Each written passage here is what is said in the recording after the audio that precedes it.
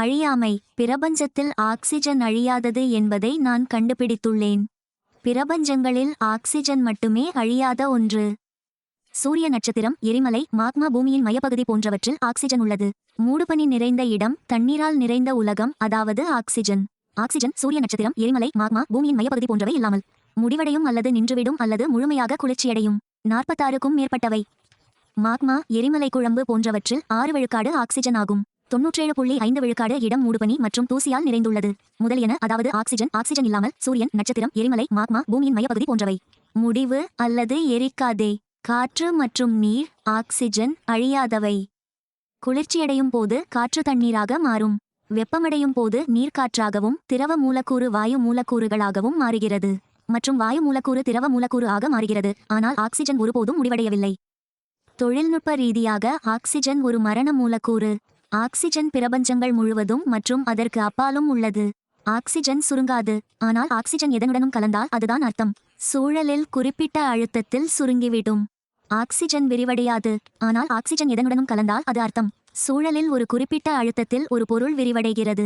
Oxygen எதனுடனும் கலக்கிறது. ஆனால் oxygen எதையும் உட்கொள்வதில்லை. நிலை அல்லது அளவு அப்படியே இருந்தாலும் அது திட மூலக்கூறு அல்லது திரவ மூலக்கூறுகளாக மாறுகிறது. வெப்பநிலை அல்லது சூழலுக்கு ஏற்ப மூலக்கூறு அல்லது வாயு மூலக்கூறு, காற்று அல்லது நீர் போன்றவை.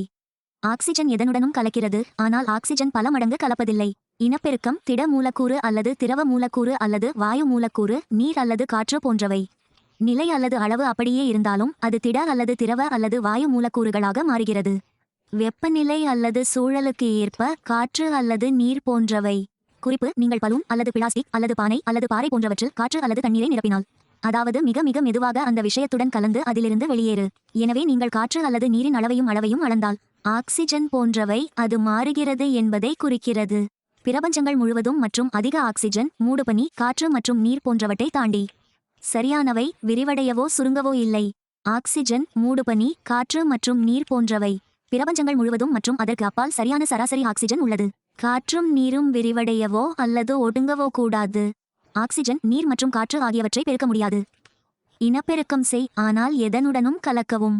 ஆக்சிஜன், நீர் மற்றும் காற்று எதையும் உட்கொள்ள வேண்டாம், ஆனால் எதனுடனும் கலக்கவும். H2O தண்ணீரை உருவாக்குகிறது, ஆனால் H2 ஹைட்ரஜன் அழியாது. ஆனால் காற்றும் நீரும் அழியாதவை என்பதால் ஆக்சிஜன் அழியாதது.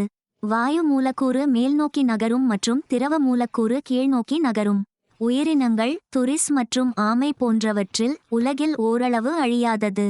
பொதுவாக நிலத்தில் உள்ள டாரஸ் மற்றும் ஆமைகள் 100 ஆண்டுகள் வாழ்கின்றன, அதாவது டாரஸ் மற்றும் ஆமைகள். நீருக்கடியில் வாழுங்கள், சூரிய ஒளியை தவிர்க்கவும், அதாவது 200 ஆண்டுகள் வாழுங்கள்.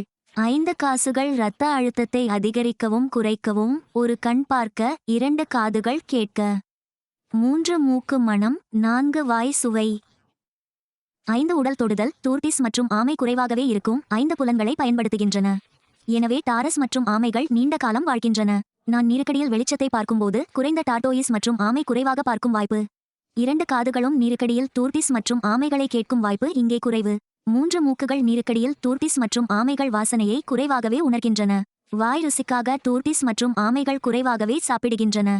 உடலை தொடும் 5 டார்டிகள் மற்றும் ஆமைகள் மூடப்பட்டிருக்கும். கடினமான தோல் அது ஒரு பாதுகாப்பு போன்றது, அது தொடுதலை குறைவாக உணர முடியும்.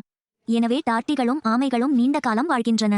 டூர்டிஸ் மற்றும் ஆமைகளுக்கு பற்கள் இல்லை, அவை டூர்டியஸ் மற்றும் ஆமைகள் நீண்ட காலம் வாழ உதவுகின்றன.